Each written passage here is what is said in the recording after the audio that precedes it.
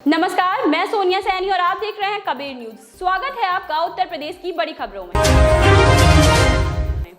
रहस्यमय ढंग से गायब हुई पत्नी रीना मौर्य उर्फ गुड़िया को ढूंढने में थक हार कर और थाने से ठोकर खाकर पति पुलिस अधीक्षक कार्यालय पहुंचा।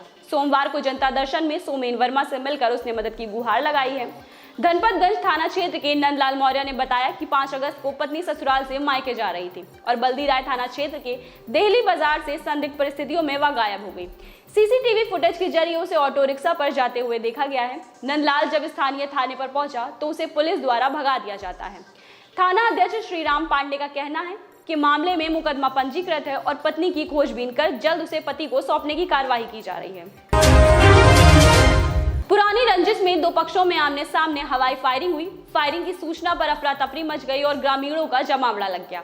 मामला गोसाईगंज कोतवाली के सिरवरा गांव का है। थाना अध्यक्ष संदीप कुमार राय पुलिस बल के साथ मौके पर पहुंचे व जांच पड़ताल शुरू की। एसपी सोमेन वर्मा बोले, घटना में कोई जख्मी नहीं हुआ है। घटना की सत्यता को लेकर जांच पड़ताल की जा रही है। पूर्व मंत्री ओम प्रकाश राजभर की सुहेल देव भारतीय समाज पार्टी में बगावत हो गई है। पार्टी के राष्ट्रीय उपाध्यक्ष महेंद्र राजभर समेत कई नेताओं ने सामूहिक रूप से इस्तीफा दे दिया। सोमवार को मऊ में आयोजित प्रेस कॉन्फ्रेंस में महेंद्र राजभर ने सुबह सपा प्रमुख पर कई गंभीर आरोप लगाए हैं। उन्होंने कहा कि ओम प्रकाश राजभर परिवारवाद कर रहे हैं। सुबह सपा अब पिता पुत्र की पार्टी बनकर रह गई है। ओम प्रकाश गरीबों की बात करते थे, लेकिन वह अपने मिशन से भटक गए हैं। लखनऊ में हजरतगंज इलाके के एक होटल में सोमवार सुबह भीषण आग लग गई। आग होटल लिवाना में लगी है। फायर ब्रिगेड की कई गाड़ियां मौके पर आग पर काबू पाने में जुटी हुई हैं। धुएं के बीच कई लोग कमरों में फंसे थे। दम घुटने से कई लोग बेहोश भी हो गए हैं। हादसे में 4 लोगों की मौत की खबर है। कई की हालत गंभीर बनी हुई है। वहीं मुख्यमंत्री योगी आदित्यनाथ ने मंडलायुक्त और पुलिस कमिश्नर की संयुक्त कमेटी को जांच का आदेश दिया है। प्रदेश के उप मुख्यमंत्री ब्रजेश पाठक भी घायलों का हालचाल लेने सिविल अस्पताल पहुंचे और कहा कि मामले की जांच की जाएगी और किसी भी दोषी को बख्शा नहीं जाएगा। मेरठ के गंगानगर में जेजी ब्लॉक में 11 साल की बेटी चंचल को भोला जल गंग नहर में फेंकने के मामले में रविवार को NDRF national disaster response force team ने घंटों तक तलाशी अभियान चलाया। पुलिस की मौजूदगी में सुबह से शाम तक अभियान जारी रहा, लेकिन कोई सुराग नहीं लगा। सोमवार को भी सुबह से ही टीम शव की तलाश में जुट गई है। वहीं पुलिस ने चंचल की मां को सख्त पहरे में रखा है। गाजियाबाद के संजय नगर में शनिवार की रात करीब 1:30 बजे सराफ अमित वर्मा की घर में ही सिर में बट्टा मारकर 16 साल की बेटी ने हत्या कर दी। वह उस समय पत्नी शालू को बुरी तरह से पीट रहे थे। 8 माह से रोज इसी तरह मां को पिटते देख आजिज आई बेटी ने पहले से ही हत्या से लेकर शव को ठिकाने लगाने तक की साजिश रच रखी थी।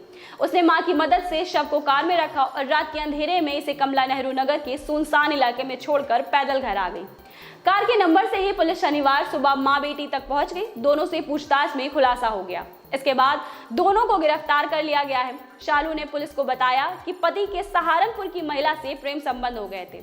इसके बाद उनका व्यवहार उनके पति बदल गया था। वह रोज शराब पीकर आते थे और उन्हें पीटते थे। मिर्जापुर के चुनार और सोनभद्र चोपन के बीच रेलवे ने सबसे लंबी मालगाड़ी दौड़ाकर यूपी के खाते में भी नया कीर्तिमान जोड़ दिया है। दोनों स्टेशनों के बीच 7 इंजनों और 238 डिब्बों वाली 2.7 किलोमीटर लंबी मालगाड़ी दौड़ाई है। आमतौर पर मालगाड़ी के एक रेक में अधिकतम 60 तक डिब्बे होते हैं। यूपी में पहली बार 238 वैगन की ट्रेन चलाई गई है। इस ट्रेन को पिनाका नाम दिया गया है। इसमें मुख्य इंजन के रूप में मल्टी यूनिट लोको को जोड़ा गया है। ट्रेन में कुल 7 इंजन लगाए गए हैं। रामनगरी अयोध्या में सरयू घाट के किनारे चिकन मटन बनाने का दौर नहीं थम रहा है। बीते दिनों प्रयागराज में गंगा नदी में चिकन पार्टी का वीडियो वायरल होने के बाद अयोध्या के चौधरी चरण सिंह घाट पर चिकन बनाए जाने का वीडियो वायरल हुआ था। रविवार को फिर चौधरी चरण सिंह घाट के पास हनुमानगढ़ी के संतों ने चिकन और मटन बनाते हुए पकड़ा। गौरक्षक रितेश दास ने पुलिस को सूचित किया। मौके पर पहुंची पुलिस ने एक युवक को हिरासत में ले लिया है। वहीं संतों ने इस पर नाराजगी जताई है। संतों का कहना है कि रामनगरी में ऐसा करना ठीक नहीं है। ऐसा काम करने वालों पर कड़ी कार्रवाई होनी चाहिए।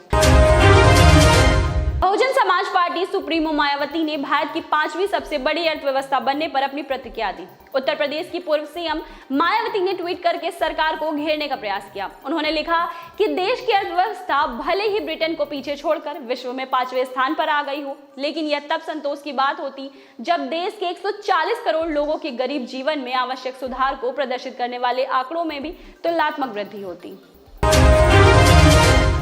उत्तर प्रदेश के मेरठ में एक शख्स ने अपनी पत्नी को केवल इसलिए तलाक दे दिया क्योंकि वो शादी के बाद उसका वजन बढ़ रहा था। जब इस मामले की जानकारी पुलिस को मिली तो उसने आरोपी को गिरफ्तार कर लिया। पुलिस के मुताबिक मेरठ की रहने वाली नजमा बेगम की शादी 8 साल पहले मोहम्मद सलमान के साथ हुई थी। पीड़िता ने बताया कि शादी के बाद वह मोटी होने लगी, जिसके बाद शौहर ताने मारने लगा और बाद में 3 तलाक देकर घर से निकाल दिया। पीड़िता पिछले कुछ दिनों से अपने मायके में रह रही थी। पीड़िता ने बताया कि उसका एक बेटा भी है जिसकी उम्र 7 साल है। ऐसी ही तमाम खबरों के लिए बने रहे हमारे साथ कबीर न्यूज पर।